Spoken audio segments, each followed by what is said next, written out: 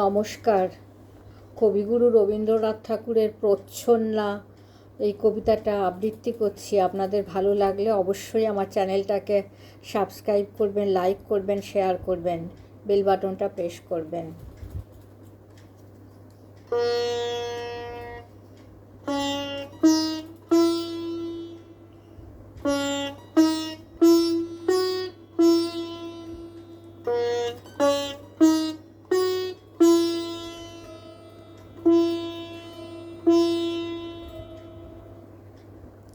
প্রচ্ছন্না। বিদেশে ওই সৌধ শিখর পরে ক্ষণকালের তরে পথ হতে যে দেখেছিলেম ওগো আধেক দেখা, মনে হলো তুমি অসীম একা।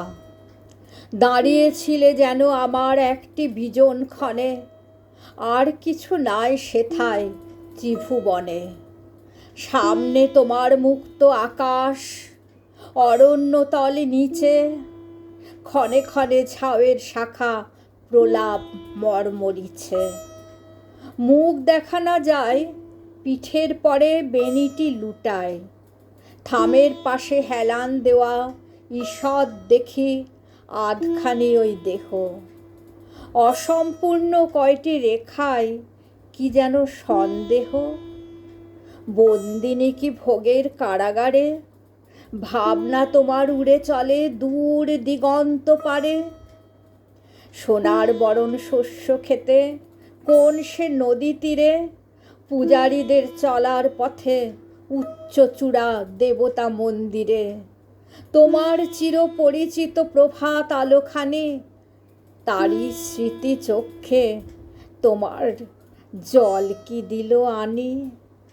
কিংবা তুমি রাজেন্দ্র সোহাগী, সেই বহু বল্লভের প্রেমে দ্বিধার দুঃখ হৃদয়ে রয় জাগি। প্রশ্ন কি তাই সুধাও নক্ষত্রেরে? সপ্তঋষির কাছে তোমার প্রণামখানি সেরে হয়তো বৃথায় সাজো তৃপ্তিবিহীন চিত্ততলে, তৃষ্ণা অনল দহন করে আজও। তাই কি শূন্য আকাশ পানে চাও, উপেক্ষিত যৌবনেরই ধিক্কার জানাও? কিংবা আছো চেয়ে আসবে সে কোন দুঃসাহসী গোপন পন্থা বেয়ে? বক্ষ তোমার দোলে, রক্ত নাচে ত্রাসের উতরলে। স্তব্ধ আছে তরু শ্রেণী মরু ছায়া ঢাকা, শূন্যে ওড়ে অদৃশ্য কোন পাখা।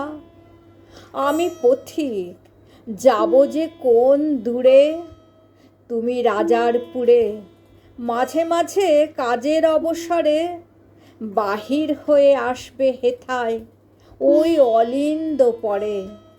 দেখবে চেয়ে অকারণে স্তব্ধ নেত্রপাতে গোধূলি বেলাতে বনের সবুজ তরঙ্গ পাড়ায়ে নদীর প্রান্ত রেখায় যে পথ গিয়েছে হারায়ে। তোমার ইচ্ছা চলবে কল্পনাতে সুদূর পথে আভাস রূপী সেই অজানার সাথে। পান্থ যে জন নিত্য চলে যায়, আমি পথিক হায় পিছন পানে এই বিদেশের সুদূর সৌধ শিরে। ইচ্ছা আমার পাঠায় ফিরে ফিরে, ছায়ায় ঢাকা অধেক দেখা তোমার বাতায়নে। যে মুখ তোমার লুকিয়েছিল সে মুখ আঁকি মনে। ছায়ায় ঢাকা অধেক দেখা তোমার বাতায়নে। যে মুখ তোমার লুকিয়েছিল সে মুখ আঁকি মনে, সে মুখ আঁকি মনে।